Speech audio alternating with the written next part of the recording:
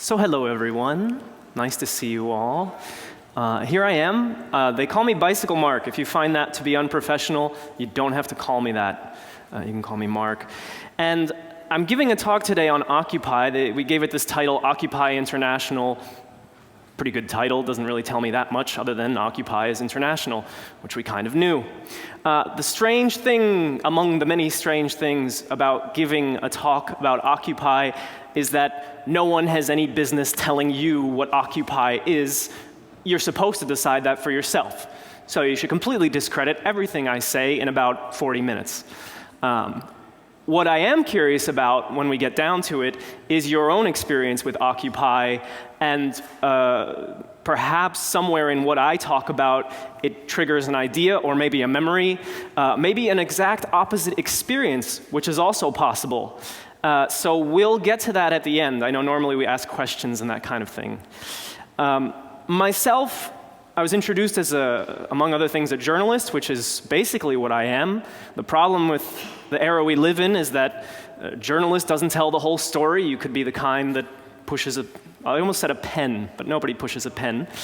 I'm the kind that works alone, apparently, or with my audience directly without having a boss. If anything, the internet is my boss, which is a terrible boss to have, really, if you think about it. Except that you can start really late and stay up late as well if you want. I don't know if that's good. My own experience with Occupy was primarily through, I live in the Netherlands, I live in Amsterdam, and I accompanied Occupy Amsterdam most days of the week. I did not have a tent, nor did I feel like having a tent. I live so near to Occupy. I was pleased to occupy from about 11 a.m. till 10 p.m. here and there.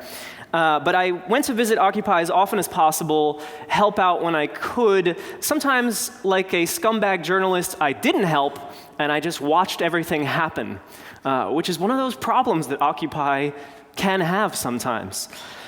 So the problem with explaining Occupy International, primarily from having been in Occupy Amsterdam, is that it could be a quite different story from New York to Amsterdam to London to Australia to Nigeria.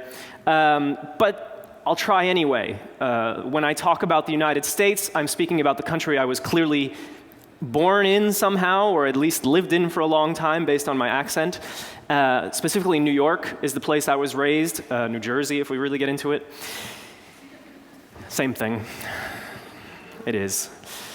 And so that's another place and a whole experience that was very close to my heart, although I didn't experience it in person. There's me. Now let's move on. We had Occupy, but before there was Occupy, if you want to go back in time a little bit, especially if you've never heard about it, you know, kind of like a jury, that somehow they always find a jury that's never heard of the guy who murdered all these people and is supposed to be giving a judgment. Maybe you're like the jury, you didn't know that Occupy happened, and I'm the first one to tell you about it. So, before Occupy, there was Los Indignados. And actually, before the Indignados, there was the Arab Spring. Before that, there was a lot of history as well, but I'm just going to start from 2010. In December of 2010, you had the gentleman who unfortunately set himself on fire in Tunisia. I say unfortunately, I don't want anyone to get hurt, which in the end was one of the catalysts that sparked a movement throughout North Africa and the Middle East, known now as the Arab Spring. A lot of people took great inspiration, still do, from what was happening in Tunisia, in Egypt, in Libya, in Bahrain, to a lesser extent, in Syria, I suppose you can take inspiration. I say I suppose because it's you don't want people, again, to get hurt. That's the rule that I always want to come back to. So we're talking about Arab Spring. That's the end of 2010. 2011, in May, several squares, maybe you were there, in Spain started getting occupied.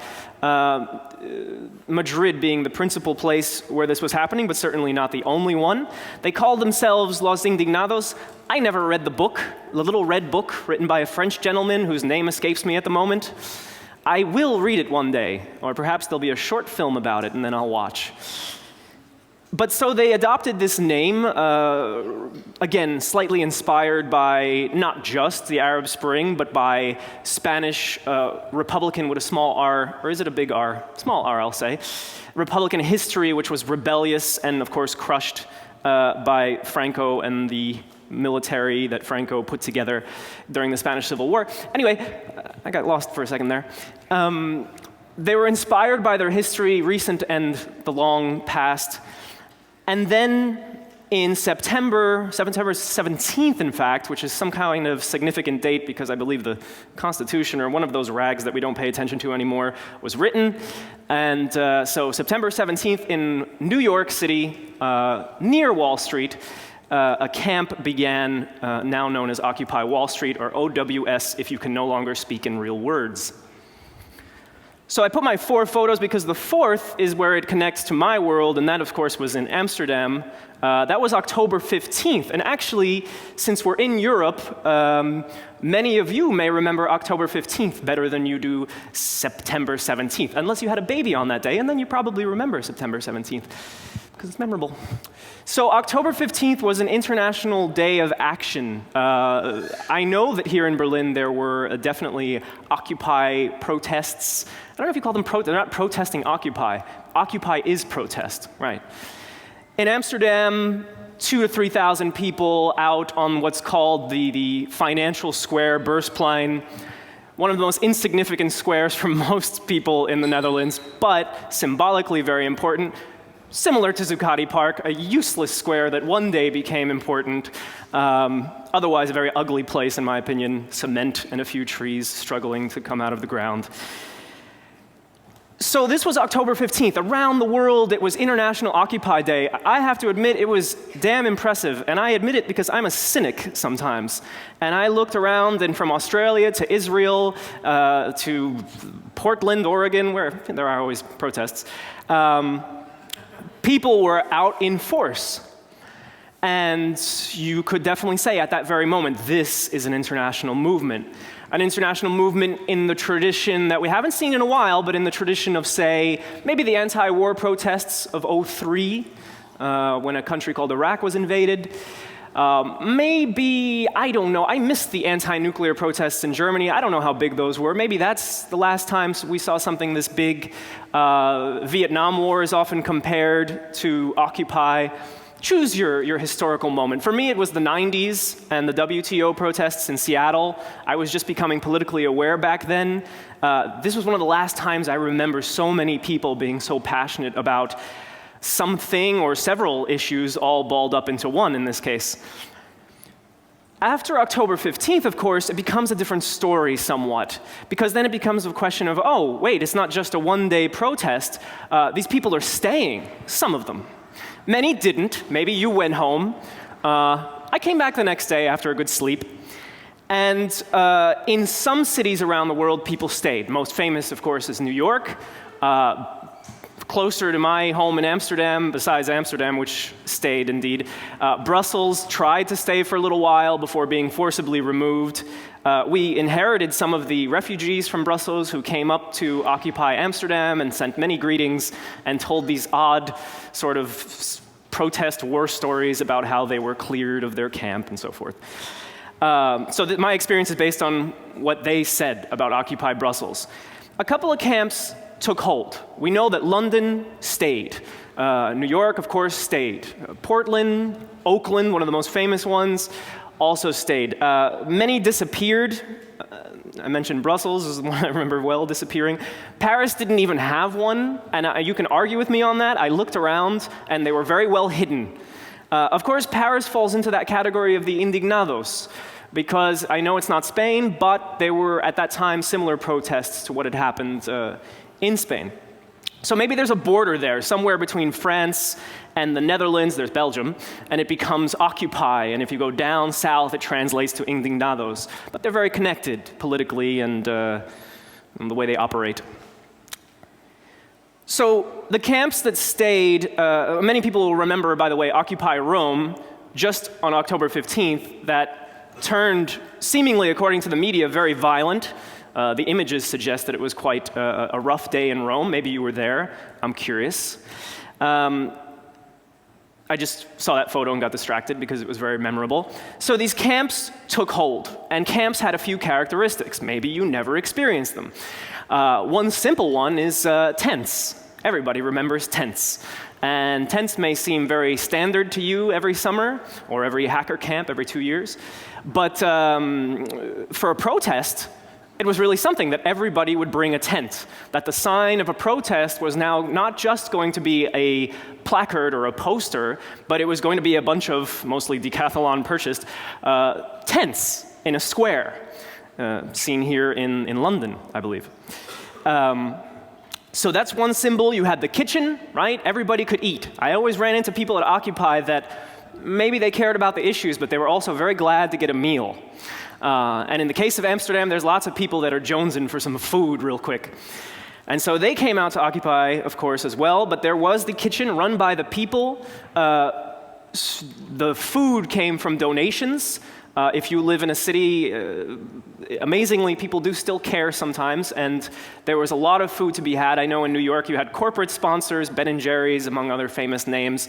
We didn't have such famous names in Amsterdam. We just had local people who sent food. Worked very well for soup, pancakes, and a few medium healthy treats. There's the kitchen. Then you had Occupy College.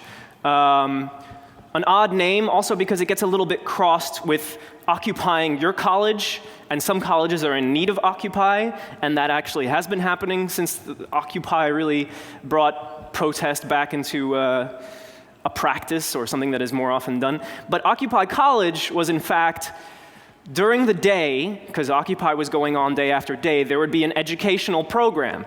So yeah, you're hanging out, you're playing guitar, you're eating some soup or some Ben & Jerry's, but you're also going to learn something, or you're going to share knowledge. If you have something to teach, teach it. If somebody comes with a specific experience, they can share it. I remember one odd moment. Nobody will remember this name, but Mike Gravel came out of the Occupy College tent to a round of applause, and I thought, wasn't he the senator from Alaska that ran for like libertarian president on a legalized weed platform? And there he was at Occupy College in Amsterdam giving a lecture. And I just thought, wow, these guys got connections. And I shook his hand and said, hello, sir, and he had no idea who I was. So there was Occupy College, and then there were the daily actions, direct actions, often called. Of course, you had different committees in your Occupy, so you had the committee in charge of the general food and festivities when there were festivities, so events, there could be music. You had the people who were in charge of direct action, and that was to decide, yes, from our little home base camp, we'll go somewhere and we'll hold some kind of direct action to raise awareness. One of the more famous internationally organized direct actions was Bank Transfer Day. I don't know if any of you participated. I'm still working on it. I've now transferred to 2 environmentally sound banks. I think I overdid it, to be honest, for a man with very little money. I now have 2 ecologically sound banks. I'm sort of choosing. But there was a day where everybody would coordinate moving from a corporate bank to a, well, in the United States you have credit unions, which, haven't committed any major crimes that are as well publicized as Bank of America, for example. Bank of America, by the way, started as a very small, innocent bank in California, I believe, and only later became a terrible, large conglomerate. Anyway. So you had Bank Transfer Day, you had general occupations or protests in front of specific institutions that had somehow committed a violation during the during this financial crisis. And that was one of the activities that came out of Occupy. Here's a scene from Occupy ING, or direct action in Amsterdam, where very simple idea organized at Occupy Amsterdam, which was to occupy the bank, make it difficult for them to go about their business, try to raise some awareness about the activities of this bank, maybe among customers that otherwise weren't at Occupy but were going to check on their money. Who goes to a bank to check their money? Anyway, somebody does. My grandfather does. He loves to go to the bank and argue with people. It's hard to find anyone to argue with at a bank anymore. No people. So Then there's a sort of, I don't want to say dark side. Sometimes the word just comes out, but there were problems. I don't know if you experienced problems at Occupy. It's hard to find a lot of documented proof that isn't just slander from some Occupy-hating blog. I'm telling you that I love Occupy, and the problems concerned me constantly. Maybe I'm just a worrier.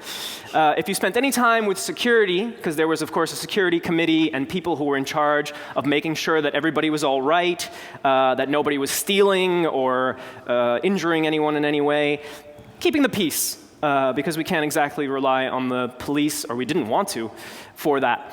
And in the case of an Occupy Amsterdam, I mean, security issues were drunkenness, generally people fighting, which happened very often. It's kind of attached to the drunkenness, in my opinion. You had theft, which can happen when you're in a public place where people just pass through. My understanding of some occupies is there was a lot more you could see who was coming and going. It depends on, what kind of setup you had. But security problems were one of the darker sides, in my opinion, of what I saw at my Occupy. It wasn't a disaster. It was just hard to keep these things at bay, and then how do you enforce them? And the guy that got into an angry, drunken fight that got taken out of Occupy today, he comes back the next day. And we're not a police force. We're not looking to hold people in pens. So the idea is, if you don't want to be here, don't be here. But people actually wanted to be there and still fuck around, which was kind of a problem. Then there were other concerns, and this has been the bane of most occupies, ultimately what brought many down in terms of the occupation: public safety, right? You can always, one of the classic ways to get rid of a squat, especially in Amsterdam, was that the fire department declares it somehow unsafe. So even though legally you might have the right to occupy something, the fire department says you could, but it's not safe, so we have to remove you for your own good. And this was a constant thing with the authorities, that there are too many tents on the square. It has to be this many numbers. I realize this might be very Dutch in some ways, but you had similar in Zuccotti Park, where it became about health. There were rats, maybe. I wasn't there to see any, but there were reports. It's not sanitaries. And then there was a concern for cleaning. You had the cleaning committee, but still, Occupy DC was famous for apparently also unsanitary conditions. Bed bugs, heard of. Were these things real? I don't know, but were they used as a good enough excuse to mess with occupiers on the part of the authorities? Yes. So we had these issues in Amsterdam, which, in my opinion, ultimately have brought it down. And now here's the weird thing, and I'm going to be hated by anybody that's watching from Occupy Amsterdam, because, not anybody, but what was that? Oh, all right, shouting. I'm open to shouting and throwing things, just not glass. Where was I? Oh yeah. So they gave in sometimes to what the authorities said. I mean, what are you going to do? You don't want to be evicted completely, because as we saw in the end, if the police really wanted to, they did physically come and drag you out of Occupy. Now, I know this is a controversial thing to say, because if we stand up and if we link arms, people power. And I love people power. I'm interested in people power. I'm glad people believe in it even more than I do, to some extent. But what I've seen over the last year and years is that when it comes down to it, if a government wants to kick your ass, they often find a way. And I'm talking about police in this case, but let's say the government's pulling some strings there. So there were concessions made that said, all right, we'll have less tents.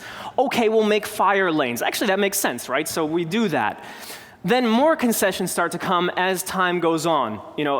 Winter came, and December was a bad month for a lot of occupies. Not just because it was cold, but what I saw was, in the United States, a coordinated effort to clear them out in all the cities, right? There's this famous mayoral phone call where all the mayors of certain cities spoke about how are we going to get rid of these kids. I realize it's not just kids occupying, by the way. But mayors don't know. They don't know anything. They're mayors. Unless you have a cool mayor, but yeah. So they had this phone call, and they decided to coordinate the removal of as many occupies as possible around December, mid-December. This would be around the time where the famous overnight eviction of Zuccotti Park happened. Around that time, you had several incursions into the Occupy Oakland, which ended quite in a lot of violence, mostly violence on the part of occupiers getting beat up, but some say occupiers fighting back. So Occupy Amsterdam at this point, and it's hard to find a photo of this, by the way, which in a way is like, why aren't we being honest, is mostly just a poll, to be honest with you here, because I didn't realize this. I stopped going around January, and I went by last month, and there's a poll with flowers, with some signs, and information about where the General Assembly is going on, which it still is. So here's the weird part. Occupies that got evicted they still exist, online and offline. In the case of Amsterdam, they still meet in a bunker, a fantastic bunker near my house, and we have the General Assembly. I didn't talk about the General Assembly, we'll get to it in a second. So the place itself became somewhat less important, which takes us a little bit to what is the future of Occupy, which is what you all want to know, and I can't answer. You go online, you continue to have the meetings, you don't occupy the square necessarily because that became impossible to some extent.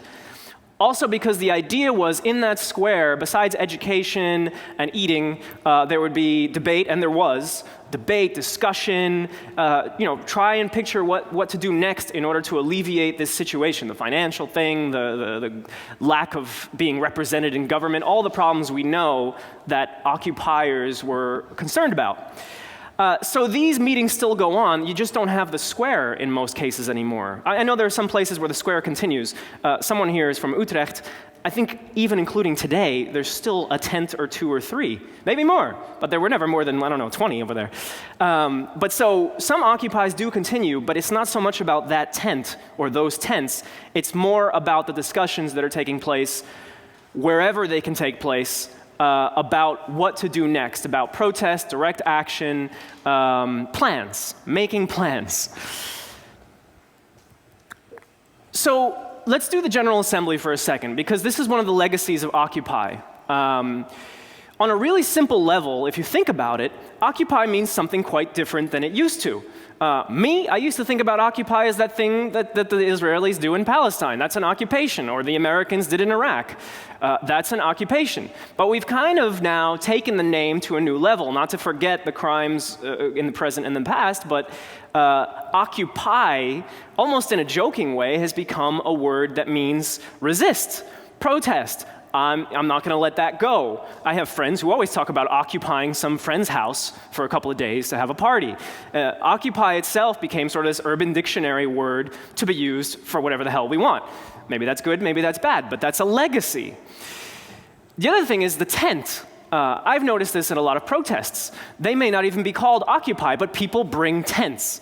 When we occupied the bank, the ING branch, there were tents outside the bank. It's kind of like a calling card. The movement continues. This tent is part of this occupation. We're just not on the square anymore. Simple, yes. Anecdotal, maybe, but it's part of the legacy. The other thing, and one of my favorites, of course, is the mic check. Mic checked has become is that a verb? To get mic checked, yeah. Spot got mic checked at the park today. Yeah. So to get mic checked, of course, comes from the tradition of the way meetings were held, General Assembly meetings were held at Occupy. It stemmed from the fact that you couldn't have, of course, a megaphone or anything that makes you loud, because that would be somehow an offense against the city of New York or any other city.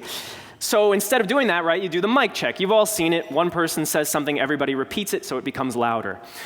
Now, mic check becomes a tool during speeches, during fancy gala dinners with political representatives that perhaps you don't care for in general and have committed some crimes, and you coordinate amazingly, perhaps during some of those General Assembly meetings that still go on, that everybody will, at the same time, someone will shout mic check, and from all over this room, I could get mic checked right now. That would be kind of weird. I'm picturing it, hang on, okay. And you do your mic check and you make your speech, and security goes a little bit apeshit because they want to take you down, but you're saying it too, so we need more security to take everybody down. So you can mic check someone for a while. This is part of the legacy of Occupy, a new tool, maybe a weird tool, but still useful and used when it comes to protest. You know, in the days of labor strikes in the auto industry in the United States, sit-down strike was the thing. You know, sit down, someone must have invented it. You know, the first guy did a sit-down strike. Everybody's like, what are you doing? This is a sit-down strike. Hey, you're lazy. No, and everybody sits, and suddenly you can't move these people because they're sitting. It's much harder. And they've since figured it out, the cops. They now know how to get you out of sitting down. But so now we have mic check. That's the new sit-down strike of our era. And in 20, 30 years, kids will probably say, mic check is lame, you know, that's easy to mess up, or they'll have some device that'll kill your mic check somehow. So this is the tool of our era. Enjoy it. You know, and by the way, about this General Assembly meeting, and I'm not here to badmouth Occupy, even if I do it here and there. General Assembly meetings were something quite interesting. They're often listed, of course, as one of the very unique aspects of Occupy. And so every night, in Amsterdam it was around 6 o'clock, there would be the General Assembly meeting. Everybody is welcome. Different committees report what's up, how's it going. The Financial Committee will list how much money has been donated. Transparency, right? And everybody can bring up a point. And if everybody shows up to the meeting and wants to bring up a point, that can be a long-ass meeting. Such is life, right? If you want everybody to participate, you're going to have to be patient. But it made for some very difficult meetings, in my lazy opinion. You have to be there for so long, and it's hard at some point to end it. So General Assembly is often listed as the strength of an Occupy camp, given it's interesting, it's useful, it's democratic in some way, direct democratic, but it's also a pain in the ass. And anybody that doesn't admit that sometimes is lying to themselves. I'm not saying I have a solution. I'm not saying I have a solution to improving a General Assembly. Maybe those discussions that I missed out on when I went home to sleep were working on this issue, in fact.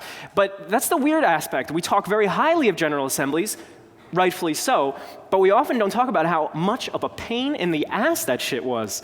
And maybe it's one of those things like taking your medicine. You got to do it, doesn't taste good. So maybe that's the answer, you know? It's part of taking your medicine, your democratic medicine. So we all know that these camps eventually ended, and a lot of people are looking around, the critics and the supporters and everybody in between, in 2012, what's going to happen? We just had May Day. I know it's a very fun time here in Berlin. Back in the US, it's a pretty boring day normally. They have no idea what it all means. No, some people know. But Occupy announced that this should be the day of reawakening.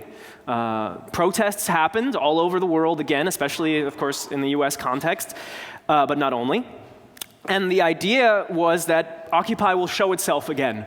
And then a lot of people want to know, oh, are they going to take Zuccotti Park? Cut to photo of Zuccotti Park, live video, bunch of cops and barriers, and you know, it's Zuccotti Park. It's still there.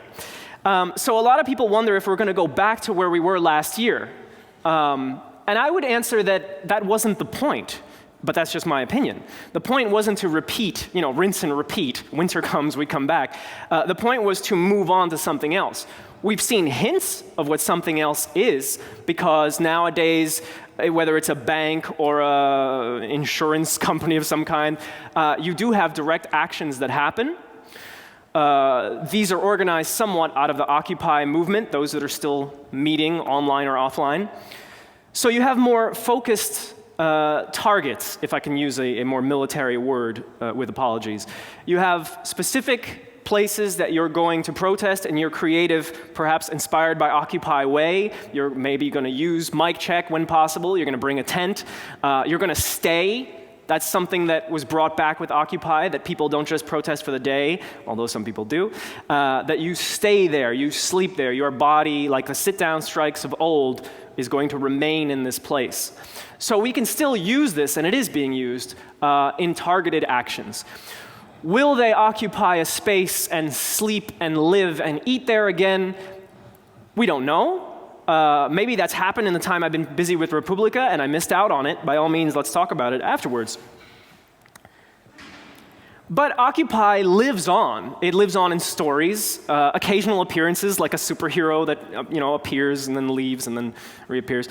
The language remains. Besides Occupy, there's the "we are the 99%." Even in countries where I don't think the wealth gap is 99% to 1%, people still adopted this saying. I remember in the beginning, I saw many Dutch neighbors of mine who are not very political going, "I don't think 99% in the Netherlands control the wealth."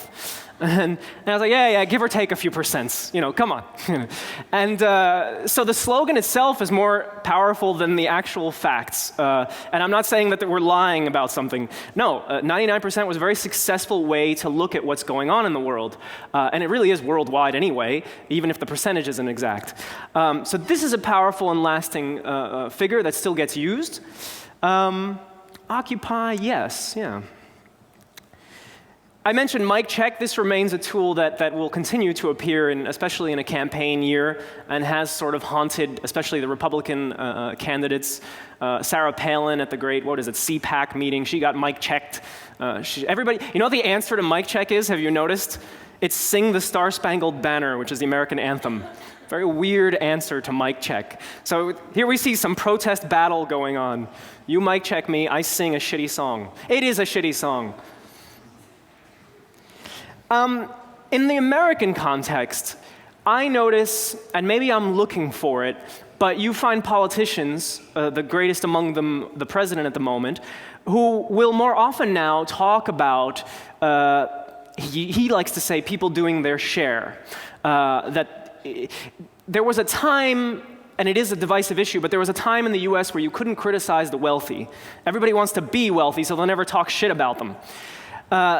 Things have changed a little, and I like to think that has to do with Occupy, and you'll find Obama is one of the people whose language is much more towards criticizing the rich. Even if in practice he's not really harming them, but in rhetoric, Occupy, I think, has had an influence on his talks. And even on a lower level, mayors, there were a few mayors that would speak out against Occupy. They were scared to do it. In Amsterdam, the mayor came by on his bike with his kid. and he came to talk, hi, how you do, shake hand, chat with the occupiers, fucking squatters with 20 dogs are talking with the mayor and his kid on a bike.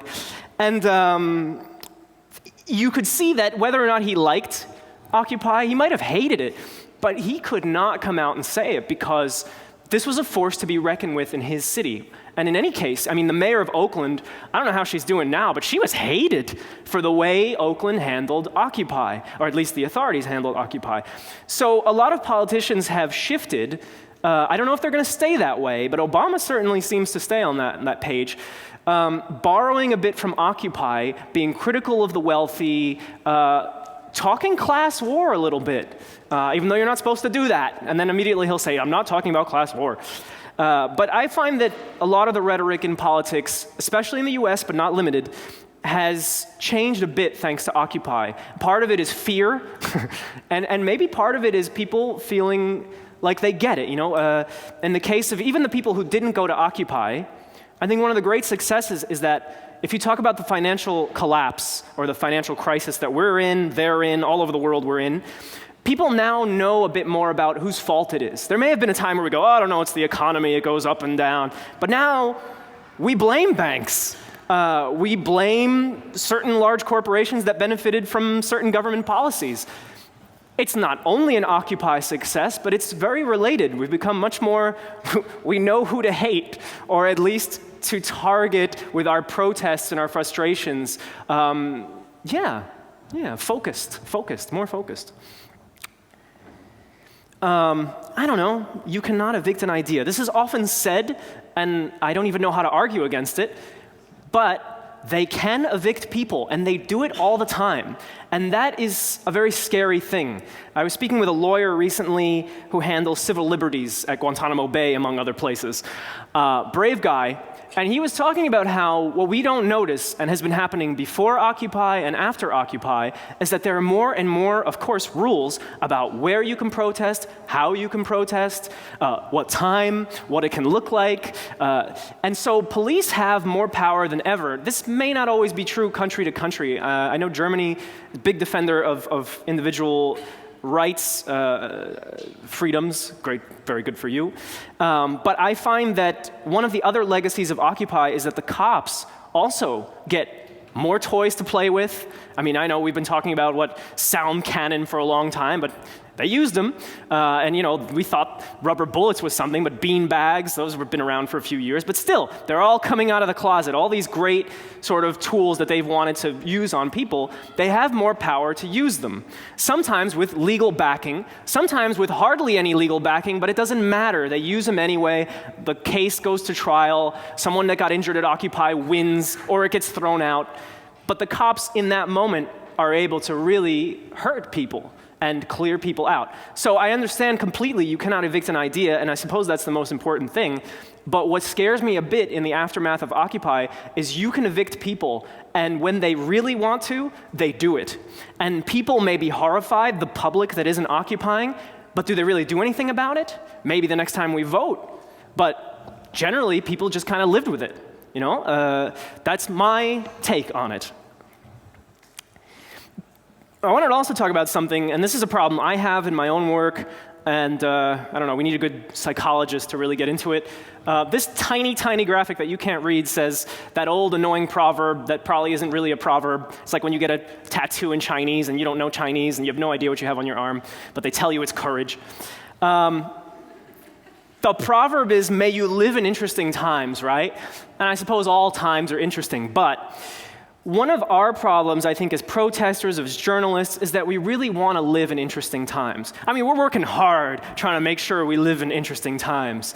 And so every little protest, even large protests, get compared, I did it in the beginning of this discussion, they get compared to the Vietnam War era, and maybe back then it was similar. We often want so badly to live at a turning point, because one, we need a turning point, and two, it would be awesome to have lived it.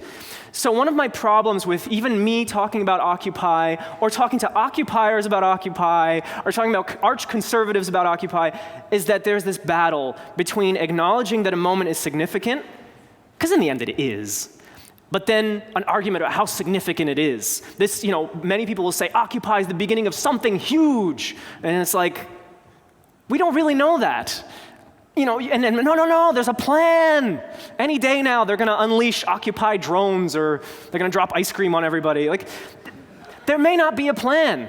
This may not be the interesting time we're hoping for. That doesn't mean we should abandon it. I just find that influences everything we do. That's a bit comes with being in the Twitter, Facebook, everything is recorded. I'm holding an iPhone this whole time, which is ridiculous. We live in this era where we're pretty sure this is important, so it must be important. And I don't know how to dissect that. I mean, maybe by comparing history, I don't know. But it comes to mind a lot. We want this to be important so bad. But is it? And one way to measure is, do changes occur? So I leave that up to you to keep an eye out for changes occurring. I tried to bring some small ones today. And upon the crying of a lovely young child, that's the basic idea. The future is unwritten. We want to act like we know what's going to happen. You come to a talk, and you want this guy who might know something, might not, to tell you what's going to happen, and you want to disagree or agree. We love doing this, but we really don't know. One thing for sure, after a period of not much going on, a lot of shit is going on. You can quote me on that. A lot of shit is going on, and more shit may come. And that's good. It's better than nothing. So it is an exciting time to live. Where it all leads, we do not know. But will Occupy come back and look exactly like last year? Absolutely not. How could it? There's just too many forces that have changed and shifted, and don't you want to do something new anyway and move on and push forward? So the future is, as I believe Joe Strummer said once, the future is unwritten, and maybe that's a good thing. Occupy is not finished. Keep an eye out. They're out there. Insert good ending to speech.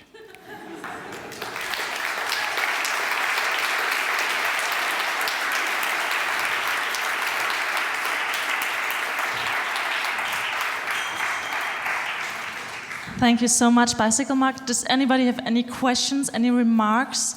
Do you want to say how they should pose their questions? Well, what I would like to do is, before you get on hating me, which is, no, what I would really like is, I think a lot of people lived Occupy, perhaps in Germany or wherever you're from.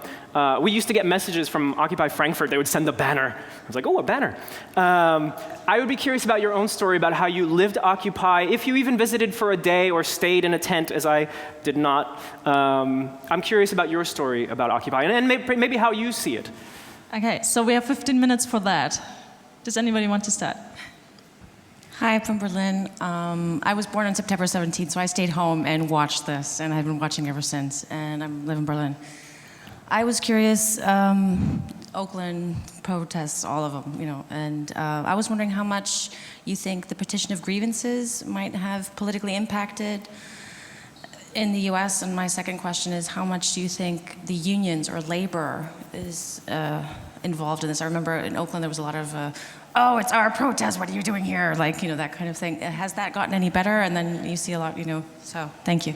Okay, you give me a question. Oh, a question. The first part, though, was Petition of Grievances, so people after... How effective has that become? Oh, so how effective have the grievances of Occupy, how have they been... The growing list of I've seen it at different phases, but probably haven't seen the last list. So the question is, you know... Those are concrete political agenda, you know, like... Yeah.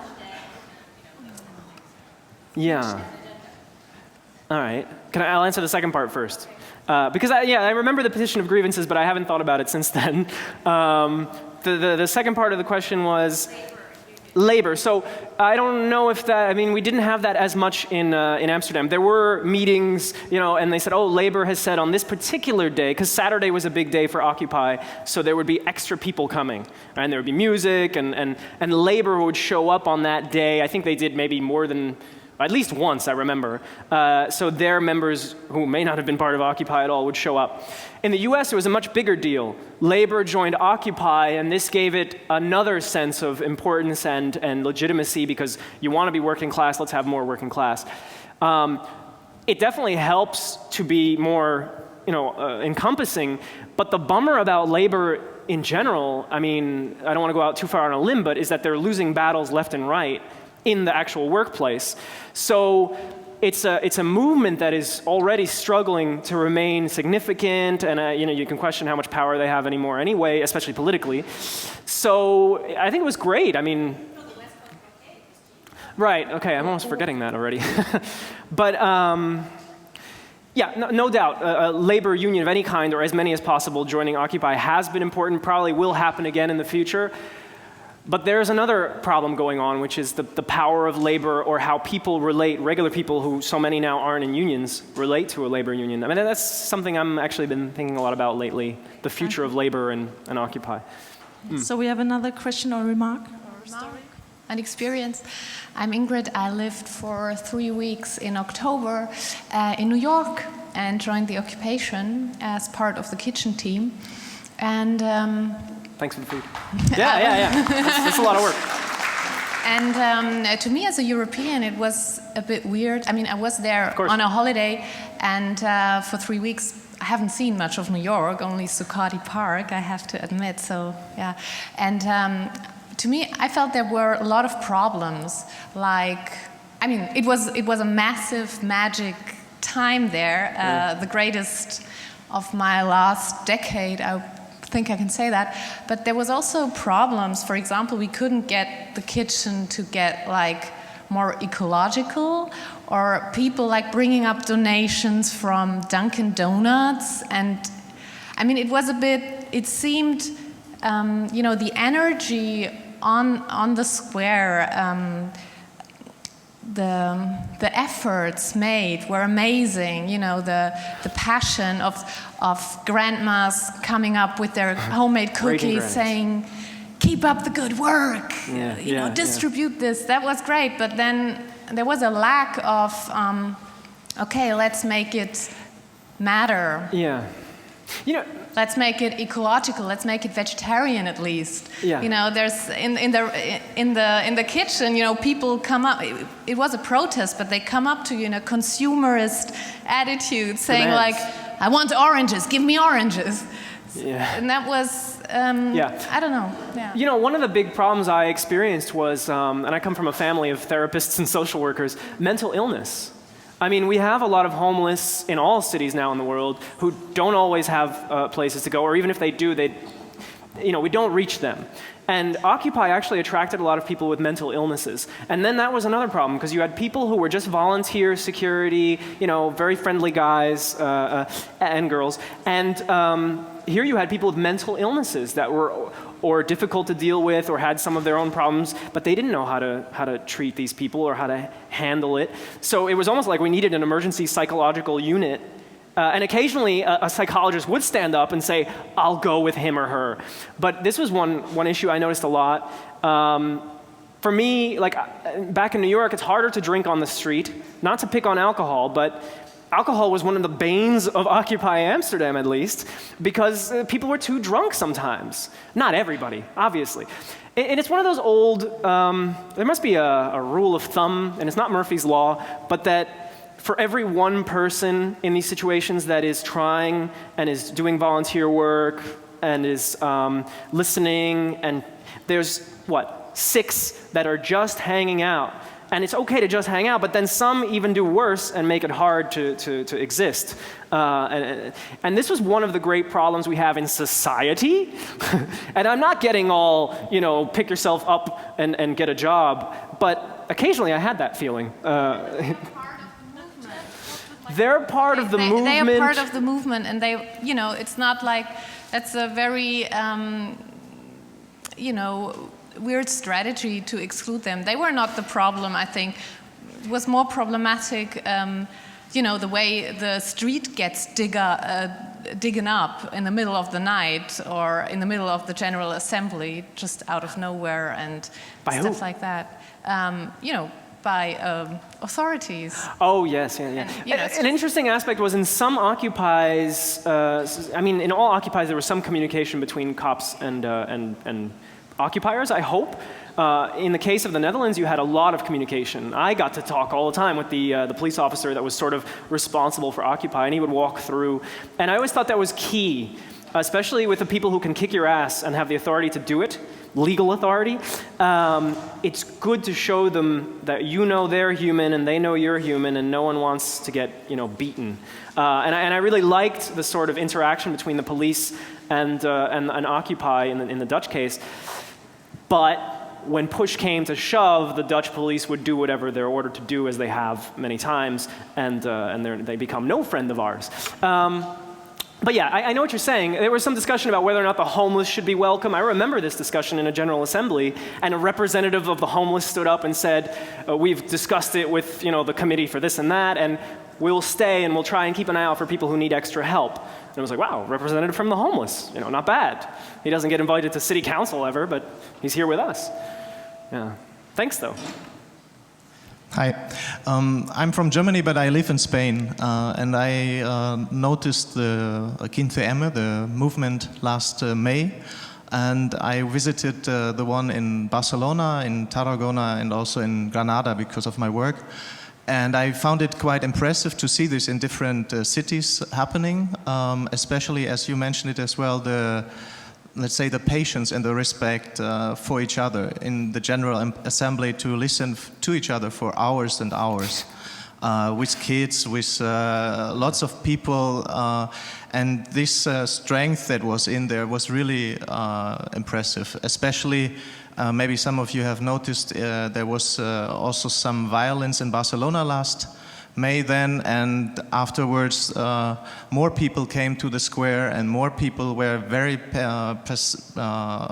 pacific, not non-violent, and this was also a part of this strength that you could see there. My question is, now the elections last year, not only because of the protests in Spain, but yeah, they brought the conservatives into power. It was their turn. And I talked to a professor from Granada who actually said, well, it's beautiful what they do, and we did it some decades ago as well. I have a lot of sympathy for this.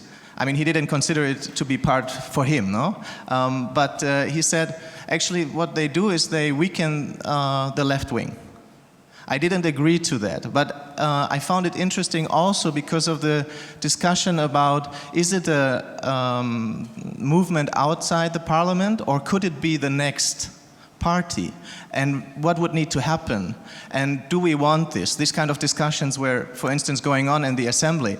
And I wondered, what is your impression on this from the inside, maybe? Also given that in the US we will have elections this year, and you may criticize Obama for many things, but if you consider the alternatives, you know. Mm-hmm. Oh yeah, Obama in 2012, yeah. The thing about being a party, right, and this is significant to what's going on in Germany in a way, not in the Occupy becomes a party sense, but in the sense that the, can I say, the hackers become a party, or at least some. I'm talking about the Pirate Party. I know they're not all hackers, obviously. But in the case of Occupy, I would never want them to be a party. It would be a mess for some of the reasons you brought up. You've got the person who's a vegetarian and supports vegetarian policy, and the person who's big into eating meat, but never mind food. Recycling, and the people who say fuck recycling, but they hang out at Occupy. I know that sometimes we can find points that we all agree on. One of the simple ones for Occupy was things are not okay. Things need to change. If they actually became a political party in the system that we currently have, formally that would be scary. Informally though, as a force, it's interesting. Some people compare them to the Tea Party, which I kind of hate because I don't want to be in any way compared to the Tea Party. I don't want to be the polar opposite. I don't want to be on the scale. But they're a force. The Tea Party is a force that sort of fuels the right wing now. I don't think that, and especially in the American context, Occupy is not powerful enough. It captured a lot of attention. People sympathized with it, but how far would they go in their sympathy? I'm not clear on that. Would they vote? Maybe. But I think one of the sort of underlying things was we don't like the system as it is, so we wouldn't run a party in the existing system, and then comes the question, then what kind of system would you run the party in? So I don't see it happening, at least not in the American or definitely not the Dutch context. And I make a face because there just weren't enough people, actually. Even public support wasn't that good. My Dutch friends can correct me, but it wasn't that good. Could have been better. My neighbors in Amsterdam did not give a shit. You know, we could talk about it, but they would never go. So that's my odd answer. Okay, so unfortunately we only have time for one more remark, story, experience, and there are so many people wanted to say something, so it would be great if you just could go outside afterwards and like have some chat, maybe? Okay, okay, so... Yeah, we could, of course we could. Thank you, everyone. You've been very kind. Mark. I have the last word. Well, actually you will have, but God? She gave me the mic. Well, I just wanted to comment very quickly. I was also observing the, well, not Occupy movement, but the Los Indignados movement in Spain, in Valencia. Oh. And I just wanted to comment on the first commentator, because she said, she criticized kind of that the movement was kind of undermined by, let's say, corporations or commercial whatever. And I observed that in Spain, it was often undermined by more punk, hippie part of society. I mean, there were a lot of punks that were certainly drawing away attention from the real topics, and that was a problem also. Yeah. That's it. Yeah. Yeah. I would talk on, but